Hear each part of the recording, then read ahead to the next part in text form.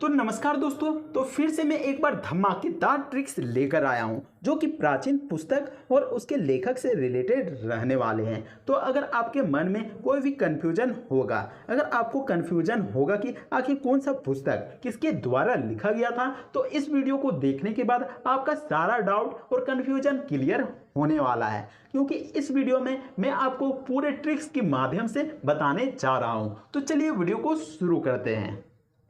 तो पहला पुस्तक में देख सकते हैं कि मुद्रा राक्षस। तो मुद्रा राक्षस वर्ड में देख सकते हैं कि यहाँ पर राक्षस वर्ड दिया गया है। और राक्षस कैसे होते हैं? तो राक्षस बड़े बड़े होते हैं, यानी कि जो राक्षस होते हैं वह विशाल होते हैं, बड़े बड़े होते हैं। और विशाखा दत्त में यहाँ पर देख सकते हैं कि विशाल वर्ड मिलता जुलता दिया गया है। तो याद रखना है कि मुद्रा राक्षस जो कि विशाखा दत्त के द्वारा लिखा गया था। अगले पुस्तक का नाम है गीत गोविंद। और गीत गोविंद में वर्ड देख सकते हैं कि गोविंद। और गोविंद हम किसको कहते हैं? तो गोविंद श्री कृष्ण को कहते हैं। भगवान श्री कृष्ण को गोविंद कहा जाता है। और कृष्ण की क्या होती है? तो जय जयकार होती है, जय जयकार होती है। और कैसे होती है? तो गीत गाकर होती है, भजन कीर्तन करके हम जय जयकार करते हैं। तो यहाँ पर गीत भी आ गया और यहाँ पर गोविंद यानी कि श्री कृष्ण की जय जयकार होती है। इसके अलावा जो कृष्ण है वह देव हैं। तो आपको इस तरीके से याद रखना है कि गीत गोविंद जो कि जयदेव के द्वारा लिखा गया था। अगले पुस्तक का नाम है प्रेम वाटिका। प्रेम वाटिका। और प्रेम वाटिका में वाटिका वर्ड दिया गया है।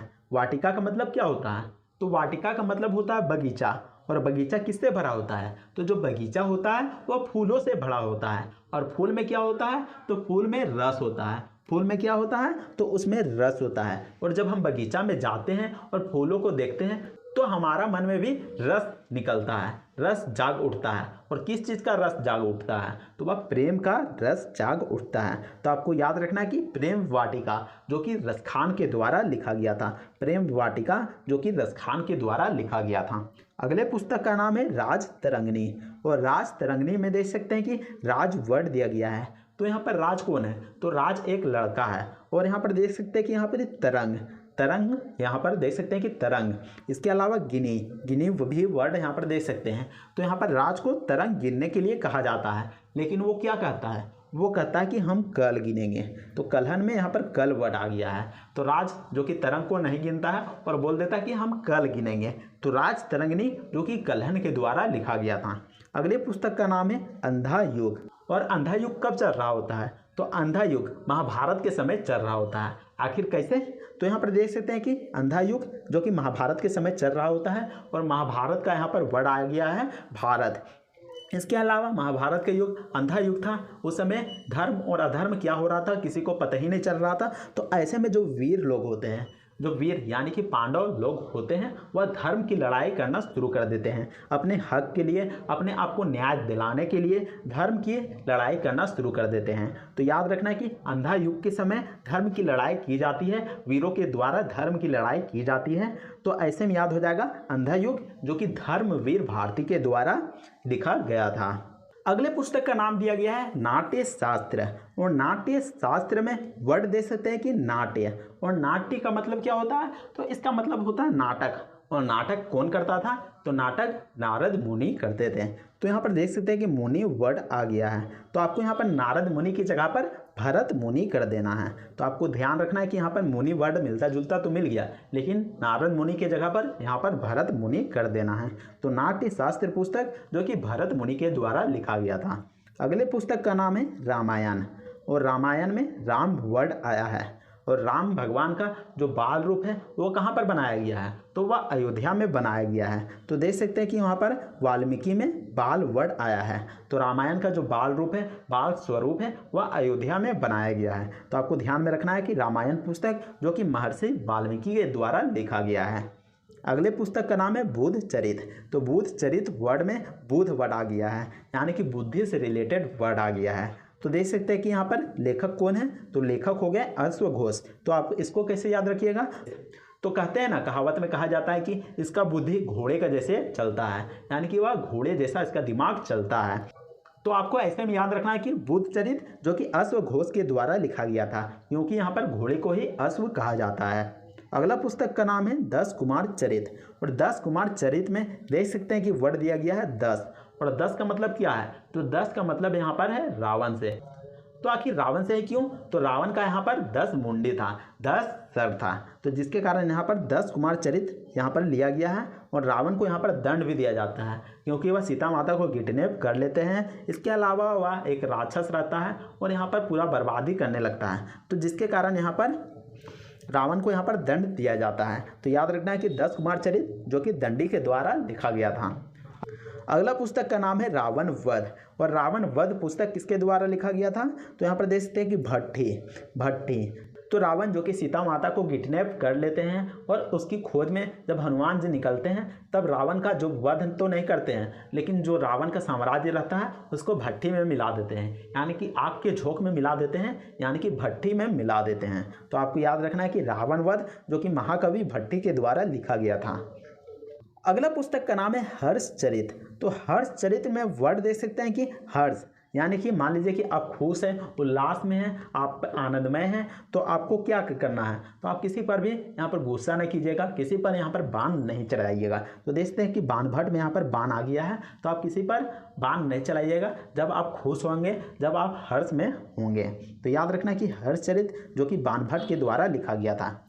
अगला पुस्तक का नाम है पंचतंत्र। तो पंचतंत्र में यहाँ पर देख सकते हैं कि पंच यानी कि 5 और तंत्र का मतलब होता है मंत्र, यानी कि 5 बार अगर मंत्र का उच्चारण कीजिएगा तो इससे क्या होगा, तो इससे विष्णु भगवान खुश हो जाएंगे। जी हाँ, विष्णु भगवान खुश हो जाएंगे। तो विष्णु शर्मा में विष्णु वर्ड आ गया। तो ऐसे में याद रखिएगा कि पंचतंत्र जो कि विष्णु शर्मा के द्वारा लिखा गया था। अगला पुस्तक का नाम है कथा सरित सागर। तो कथा सरित सागर में कथा वर्ड आ गया है, और कथा हम कब गाते हैं, तो हर एक सोमवार को कथा गाया जाता है। तो आपने ध्यान दिया होगा कि सोमवारी यानी कि हर एक सोमवार को, सोमवार का जो दिन होता है उसमें आपने जगह जगह पर कथा सुनते या फिर कथा गाते हुए देखा होगा। तो जो यहाँ पर देख सकते हैं कि सोमदेव में यहाँ पर सोम यानी कि सोमवार आ गया। तो कथा कब गाया जाता है, तो सोमवार को गाया जाता है। तो कथा सरित सागर जो कि सोमदेव के द्वारा लिखा गया था।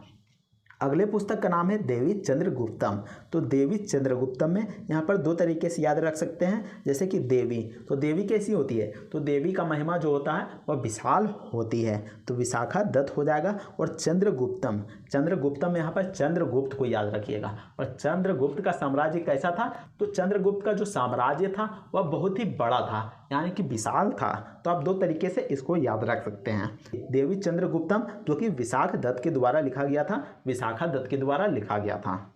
अगले पुस्तक का नाम देख सकते हैं यहाँ पर मृच कटिकम। तो मृच यानी कि मच्छर क्या करते हैं, कटी यानी कि काटते हैं और कम कर देते हैं। क्या कम कर देते हैं, तो हमारा खून कम कर देते हैं। तो आपको याद रखना है कि क्षुद्रक जो कि मच्छर होते हैं वह कैसे काटते हैं, छेद करके काटते हैं। तो क्षुद्र यानी कि छिद्र हो गया, यानी कि छेद करके काटते हैं। तो आपको याद रखना है कि मृच कटिकम जो कि क्षुद्रक के द्वारा लिखा गया था, मृच कटिकम जो कि क्षुद्रक के द्वारा लिखा गया था। अगला पुस्तक में देख सकते हैं कि रत्नावली। तो रत्नावली में देख सकते हैं कि रत्न यानी कि रत्नवाली। जी हाँ, रत्नवाली। अगर कोई लड़की के पास रत्न आ जाएगा तो वो क्या करेगी, तो वह खुश हो जाएगी, पूरा हर्ष में चली जाएगी। तो आपको याद रखना है कि जिसके पास रत्न होगा, जिस भी लड़की के पास रत्न होगा तो वह हर्ष में चली जाएगी। तो हर्षवर्धन आपको याद रखना है। नीचे में देख सकते हैं कि प्रियदर्शिका में प्रिय यानी कि हम जिससे प्रेम करते हैं या फिर जिसको आप पसंद करते हैं, और दर्शिका का मतलब होता है दर्शन करना। तो मान लीजिए कि आप जिसको पसंद करते हैं या फिर जिससे आप प्रेम करते हैं उसको देख लीजिएगा तो आप कैसा महसूस कीजिएगा, तो आप खुश हो जाइएगा। तो आपको यहाँ पर हर्ष यहाँ पर होगा, खुशी होगा, आनंद होगा। तो आपको याद रखना है कि हर्षवर्धन के द्वारा प्रियदर्शिका पुस्तक लिखा गया था। अगला पुस्तक में देख सकते हैं कि नागानंद में देख सकते हैं कि नाग जो कि आनंद में है, तो नाग भी यहाँ पर खुश हो गया। तो ऐसे में यहाँ पर क्या हो जाएगा, तो ये भी पुस्तक हर्षवर्धन के द्वारा लिखा गया है। नागानंद पुस्तक भी हर्षवर्धन के द्वारा लिखा गया है। अगले पुस्तक का नाम है कादम्बरी। तो कादम्बरी में तो यहाँ पर देख सकते हैं कि कादम्बरी वर्ड में देख सकते हैं कि कदम वर्ड दिया गया है। और हर एक कदम में मान लीजिए कि आप धीरे धीरे सक्सेस हो रहे हैं, आप गाड़ी ले रहे हैं, घोड़ा ले रहे हैं, आप घर बना रहे हैं, तो ऐसे में आप सक्सेस हो रहे हैं। तो आपको बता दूं कि कादम्बरी तो कदम यानी कि हर एक कदम में आपको यहाँ पर बाण मिलेगा, यानी कि हमेशा तीर या फिर धनुष से कोई बाण छोड़ेगा। तो यहाँ पर बाण भट्ट यहाँ पर वर्ड आ जाएगा, हर एक कदम पर यहाँ पर आपको बाण मिलेगा। तो कादम्बरी पुस्तक जो कि बाण भट्ट के द्वारा लिखा गया था। अगले पुस्तक का नाम है अभिज्ञान शाकुंतलम। तो अभिज्ञान शाकुंतलम में देख सकते हैं कि अभिज्ञान यानी कि अगर अभी आप ज्ञान नहीं प्राप्त कीजिएगा तो क्या हो जाएगा, तो आप कालिदास यानी कि काला पड़ जाइएगा और दास बन जाइएगा, यानी कि गुलाम बन जाइएगा। तो अभिज्ञान शाकुंतलम जो कि कालिदास के द्वारा लिखा गया था। तो उम्मीद करते कि आपको ये वीडियो पसंद आ रहा होगा और आपको ट्रिक्स की मदद से समझ में आ रहा होगा। अगर आपको समझ में आ रहा होगा तो आप हमें कमेंट करके ज़रूर बताइए कि मैं ठीक से बता भी पा रहा हूँ या फिर नहीं, ताकि हमको मोटिवेशन मिल सके कि मैं आपको ठीक से समझा पा रहा हूँ या फिर नहीं। अगला पुस्तक का नाम है मेघदूत। तो मेघदूत में देख सकते हैं कि यहाँ पर मेघ यानी कि बादल। तो बादल कैसे होते हैं, तो बादल काला होता है, यानी कि कालिदास वर्ड में देख सकते हैं कि काला वर्ड दिया गया है। तो जो मेघ होता है वह काला होता है। तो मेघदूत जो कि कालिदास के द्वारा लिखा गया था। अगला पुस्तक में देख सकते हैं कि कुमार संभव। कुमार संभव और कुमार संभव में वर्ड देख सकते हैं कि कुमार यानी कि कुम्हार जो कि मिट्टी का बर्तन बनाता है, वह धूप में हमेशा मिट्टी का बर्तन बनाते रहता है और वह क्या पड़ जाता है, तो वह काला पड़ जाता है। जो कुमार संभव पुस्तक है वह कालिदास के द्वारा लिखा गया था। अगला पुस्तक में देख सकते हैं कि रघुवंशम। तो रघुवंशम यानी कि रघु के वंश में यानी कि श्री राम भगवान के वंश में एक भी काला व्यक्ति नहीं थे, सभी गोरे गोरे थे। तो आपको याद रखना है कि रघुवंशम जिसमें कि एक भी उनके वंश में कोई भी यहाँ पर काला नहीं था। तो कालिदास यहाँ पर वर्ड आ जाएगा। तो यहाँ पर रघुवंशम जो कि कालिदास के द्वारा लिखा गया था। अगला पुस्तक देख सकते हैं कि अर्थशास्त्र। तो आपको मालूम होगा कि अर्थशास्त्र किसके द्वारा लिखा गया था, तो यह चाणक्य के द्वारा लिखा गया था। तो आपको सभी को मालूम होगा कि चाणक्य का दूसरा नाम क्या है, तो कौटिल्य हो गया, विष्णुगुप्त हो गया। तो अर्थशास्त्र पुस्तक जो कि चाणक्य के द्वारा लिखा गया था।